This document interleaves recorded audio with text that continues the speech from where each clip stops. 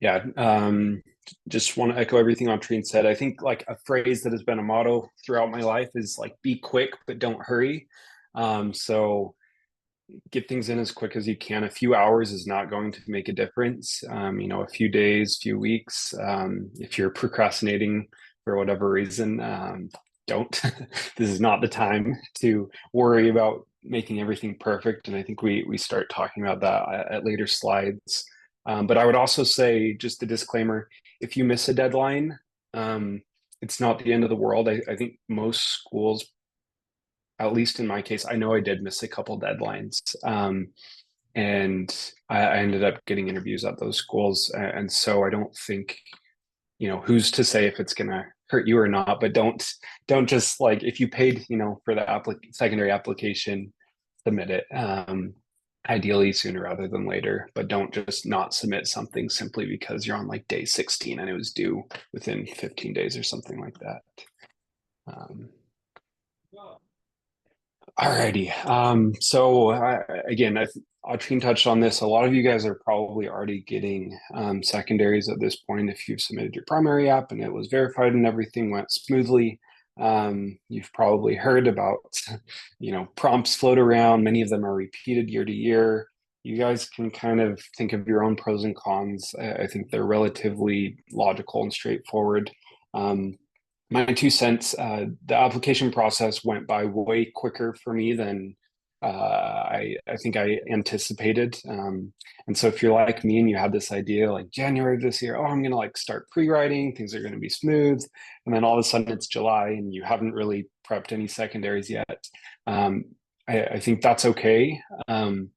As you start writing secondaries for any schools that you receive, you'll notice that a lot of the prompts are kind of regurgitated or recycled from school to school. And we'll talk about those kind of main common prompts in a few minutes. But all that to say that as you write secondaries for one school, you're kind of pre-writing for other schools. And so again, it's never too early and it's never too late. So if you haven't pre-written and you find yourself with free time right now, you might as well start writing. Go online.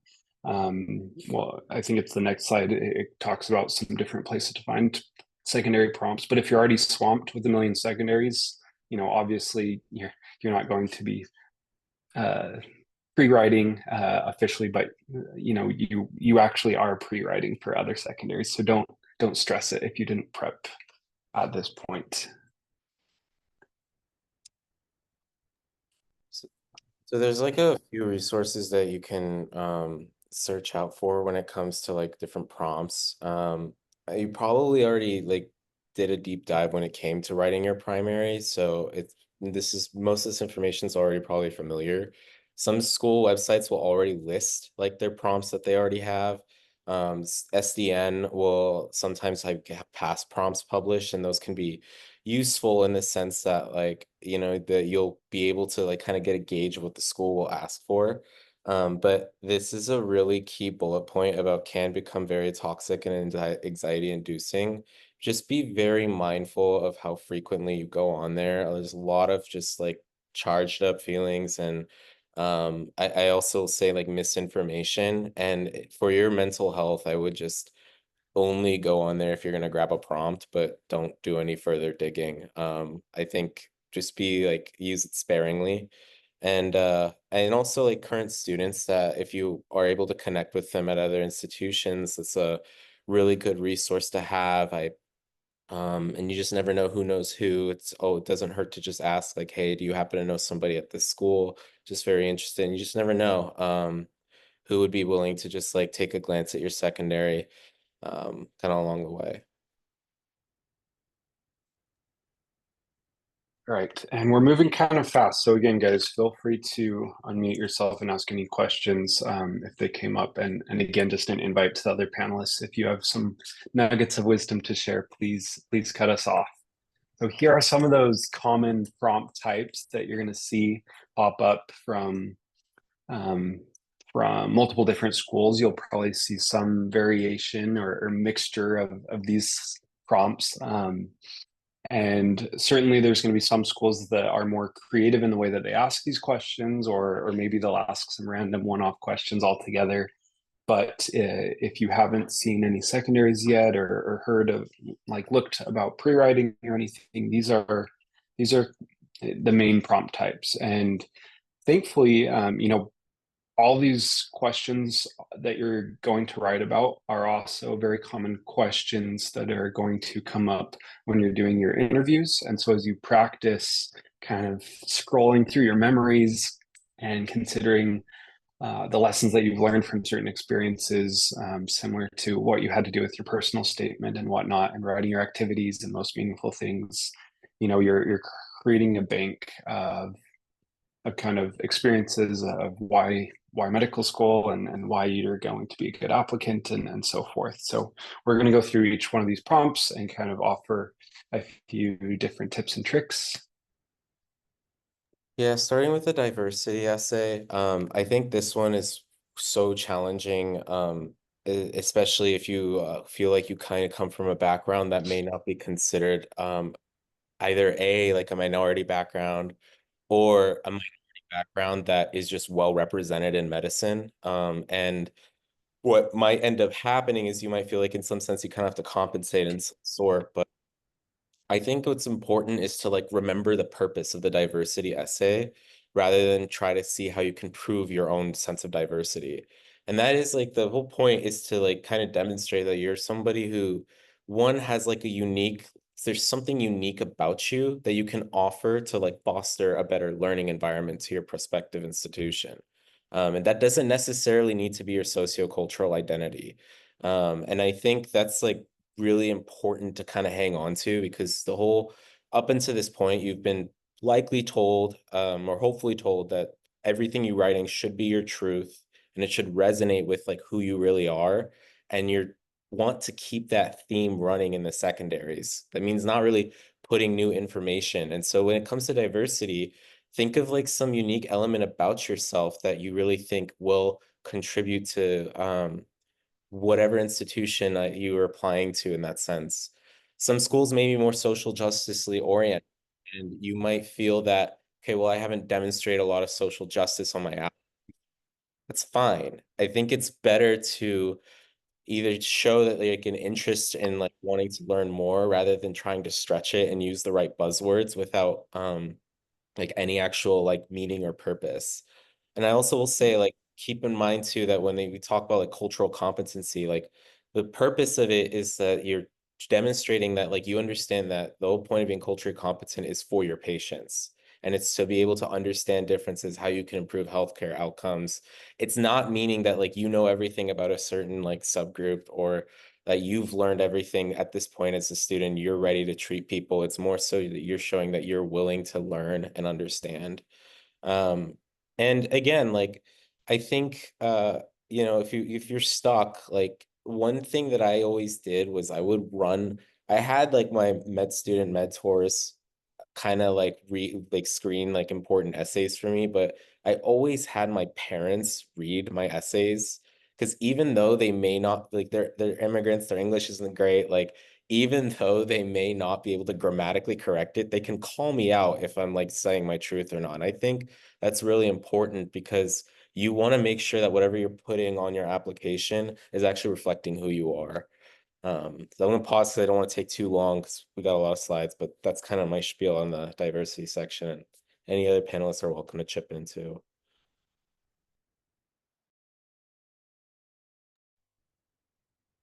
I love the way you framed a lot of that, Audrine. I just wanted to add, I'm definitely one of those people that I would say are like, I don't consider myself creative. And some of these like phrases of like, explain your unique experience or something was really intimidating for me, because I'm like, people who know me.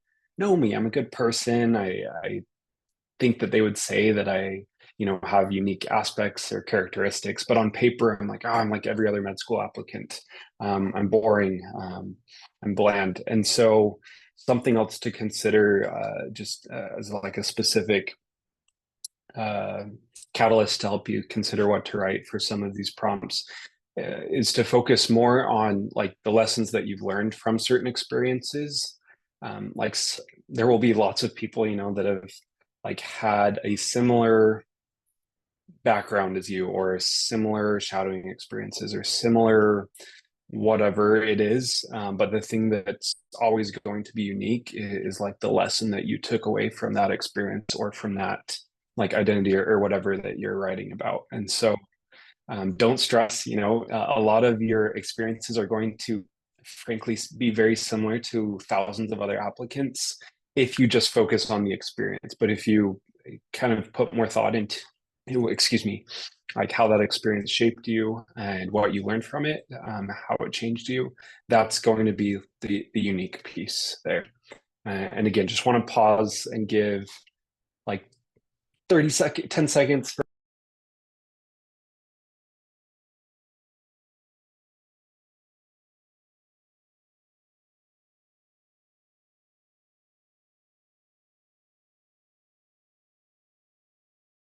my bad.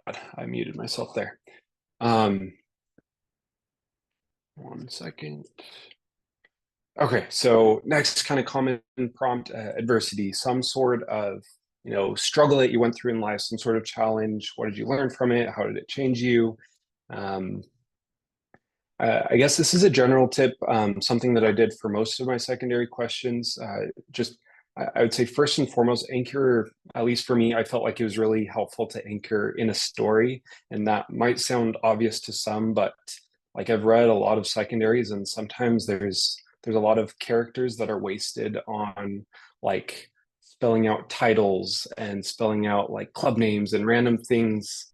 And I would say just try to focus on the story, and that way you're going to sound a lot more genuine than trying to throw out a lot of titles. I don't know how else to say that. Let me just look at some of the points that were stressed here. Um, yeah, I mean, I echoed this on the last slide.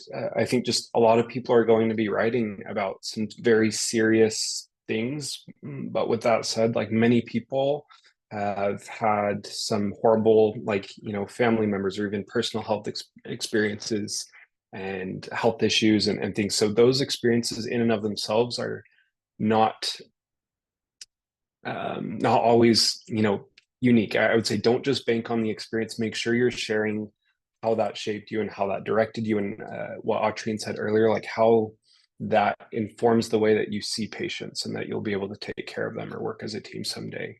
Um, I also want to just say, I think some people feel really stressed that the med school application process can seem like it forces us to share like traumatic experiences or to bring up things, and it even rewards that sometimes. And I would say like you don't need to feel pressured to share anything. This is your application, this is your story. And so if you want to share it and you feel like it's impactful to who you are and informs your future patient care, then share it. But if you don't feel like sharing it here, that's okay too. I know that there's a million other things that you've experienced in life. All of us have faced challenges, no matter what background you have. There's important lessons in all of our experiences, and so don't feel like you have to share the most traumatic, awful thing that's happened to you so that you can stand out or be unique. That's not what we're asking for, what ADSCOMs are asking for with these prompts.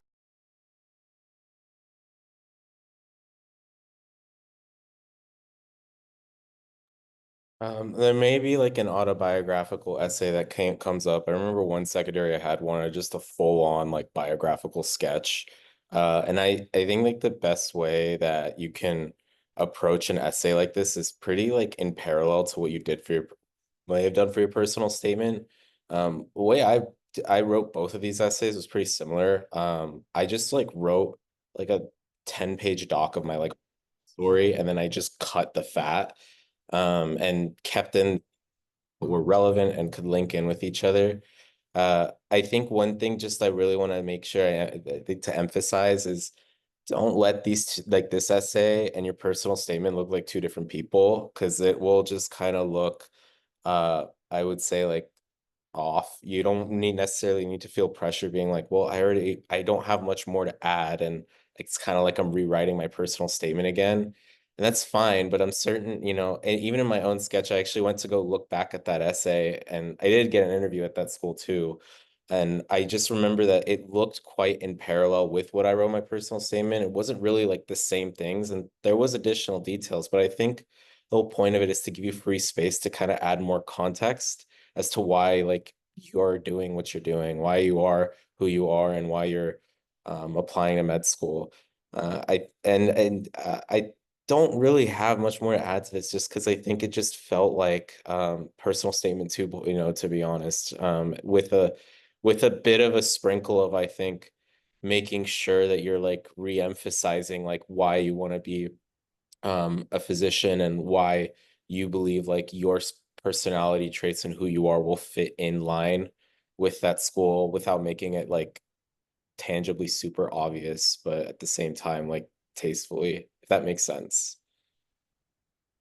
Yeah, and we did a personal statement workshop, so I don't want to say all the same things, but with any of these prompts, you can kind of work backwards rather than starting with the experience. First, think of like the trait or the like lesson learned or reflection that you want to portray to the person reading it, and then go through kind of your list of experiences and think what experience best will help you show that part of yourself or that trait that you're trying to exemplify.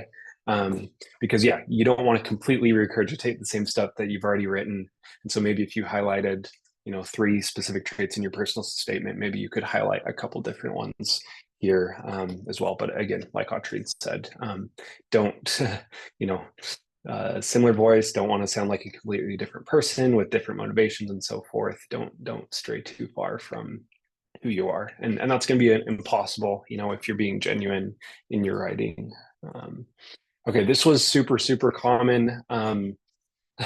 You've probably heard this suggestion as well. Like as you are writing secondaries, they start to blend together. I had a Google Doc with like 100+ pages of writing, and I was copying and pasting certain experiences and things a lot. So I just made it a rule whenever I wrote like a school name or something, I highlighted it, especially in all the why us essays.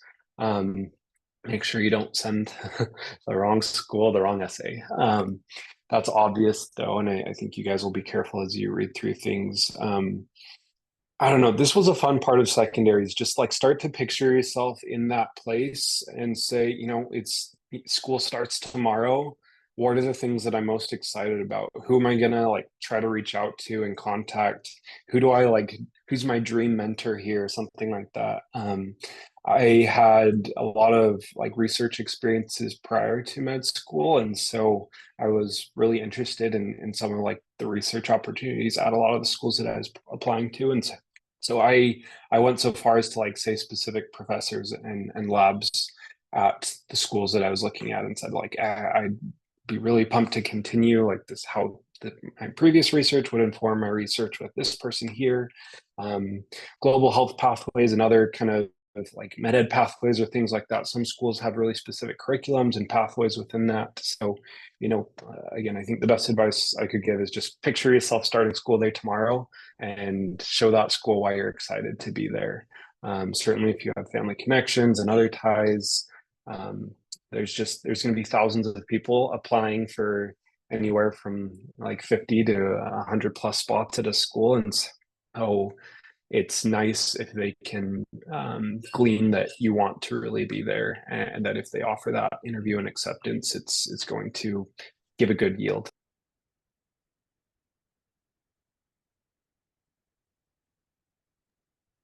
There's probably not every there's like a optional portion where you could just add something that you just feel like hasn't really been stressed in your application that you want to bring light to. This could just be, I'm a first gen student and want to make sure that's well known, or I come from a socioeconomically disempowered like community family, and I just it's been a tough road to here, but yada yada. In my case, I kind of got like bombed the first MCAT I took, so I wanted to make sure that like how, and it was during COVID too, and it was like when they shortened the exam, it was like just a big mess, and so I just wanted to address that in my optional essays, and the way I usually frame that, because a lot of students tend to like ask like, hey, like I got an F on my transcript here. I've taken the MCAT a few times, and I just want to like address that in some kind of way. And this is a space to do that. The way I framed my essays is always just talking about like what I did as a result. And so for me, I talked about just like kind of like what like personal things I did to address like, you know, that happening and the other experiences I did. Like, for example, I picked up volunteering at a food bank for a lot of reasons, and then retook the MCAT. Just uh but if you really have nothing to add, don't write anything. This is when they say optional, it's not like a hidden test or that they expect you to write something in here. Like when they say optional, really means optional. And if you have nothing to add, it's not gonna hurt your chances of getting an interview at that school. I think forcing like a like some kind of a response that may not actually add to your application may not be as helpful, I think, as just leaving it blank. But this is not a part of the application I would say to stress too much about at all. I think it's just free space to add what you feel like needs to be said. Yeah, if you're like me, this was like the point of procrastination for a lot of secondaries. I was like, oh my gosh, like what if I don't write anything, or what if I do? And like Audrine said, I left it blank on many schools. I also wrote about like kind of my hometown. I grew up in like a small kind of unique community with really specific demographics. I also wrote about like a gap year experience that I had. So literally anything, I mixed it up. I got interviews and acceptances at schools I left it at blank, and I got interviews and acceptances at schools that I filled it out. So um, I can't say like yeah, it truly is up to you. I know that we're up to 7:35 now, so I don't want to take too long. Um, I'm going to kind of zoom through this slide, but you will see kind of some more situational questions um, akin to like an MMI type of interview or something like that. There's a mnemonic PRYO. It's like state the problem, state like the responsibilities of all parties, state like others' opinions, and state your own opinion. Anyways, you can look that up on your own. But just there's also kind of places that you can go. It's listed there, like different bioethics places or things to kind of consider in kind of complicated scenarios. Take a few seconds or a few minutes to kind of read through those things, but for the most part, it's just have kind of an outline where you make sure that you're not forgetting to consider like someone else's point of view or something like that, because usually there's not just one right answer, and they just kind of want to see that you're considering everyone and kind of how it might affect them. And then there's unpredictable like prompts that'll come up. I think one of the like most unique ones I had was like I had to like create a nickname and explain why for one of my secondaries. And I looking back at it, like I think it's just some of those are just more personality oriented questions, and just have fun with it. Make sure that you're still like being yourself and you know being true to like who you are, and it reasonably makes sense with what you've already presented with them on your application. You know, you're still applying to med school, so you still want to maintain some sense of professionalism, but um it is like a kind of also your free space to be a little creative and just uh this I guess like kind of demonstrate your attributes in a from a different angle than I think you may be comfortable with. So rather than just simply through your experiences from volunteering, clinical research, or so on, it's just more so this is just who I am. Um, I think a lot of these things will come up just as you get secondaries. Like a gap year question is really common. And then other kind of situations or general prompts that if they don't come up in your secondaries, they're going to come up in your interviews. And so I think we talk a little bit about like Casper and stuff later. This goes off of the first slide that Audrine discussed earlier. Like this is not the time to be a hero and say like, you know, I never forget anything. Make sure you're organized. Use that spreadsheet. Um, I I sent it around. I sent my essays around to multiple people. Atrine said he had like his parents read everything. I'm sure he had other people read it. A small plugin here for AEFI. We'll put up a link at the end. But there's a team of us at UCLA that do our best. There's not a million of us, so we are a bit backlogged right now. Thanks for your patience from any of you that are waiting for essays to be reviewed. But if you join Med Mentors and specifically AFI, that's an opportunity to have some other med students look over your secondary essays and offer their thoughts on things. And again, a couple hours is not going to make the difference. So don't be submitting a batch of 10 essays at 2 a.m. Wait the next day. Just make sure you feel confident about it and send them off. I'm sorry, Autry, I'm kind of flying through these here. I just wanted to say, Casper's changed over the years. I think initially when I applied, we didn't even see our scores. Now they often, I think they tell you a percentile, very similar to like an MMI or some of those situational prompts. Just have like a process of how you address certain questions. Don't stress too much about things. A lot of my interviews were virtual. It was in the time of COVID. All of them were virtual. And so similar to Casper, what I did is I wrote some of my like common experiences. So like my like general diversity things, my adversity things, my whatever it was, I wrote those experiences like on sticky notes just so that they could be there. And I put them around my computer and I never actually looked at any of those things during an interview. But I think the act of like just writing things out again and making sure I felt prepared gave me a lot of confidence. And that's probably more than half the battle. So don't feel like super sad that none of these things can be practiced and I'm never going to be good at interviews or something like that. That's a different conversation for another day. But this is a long process, lots of different pieces. So don't get I guess don't feel discouraged, like you're almost there. This is a short sacrifice to write a bunch this month for hopefully a lifetime of reward and privilege of taking care of patients.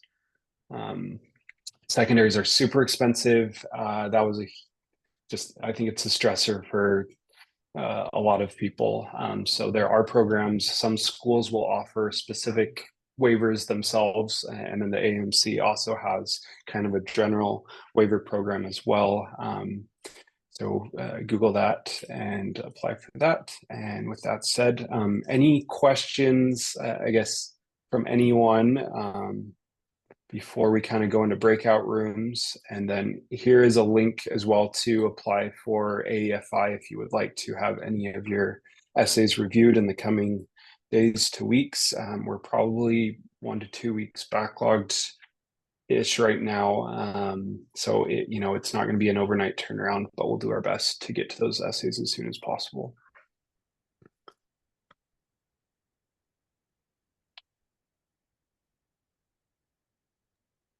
So I'm gonna open the breakout rooms for all of us. And go ahead and I should have one mentor per breakout room. So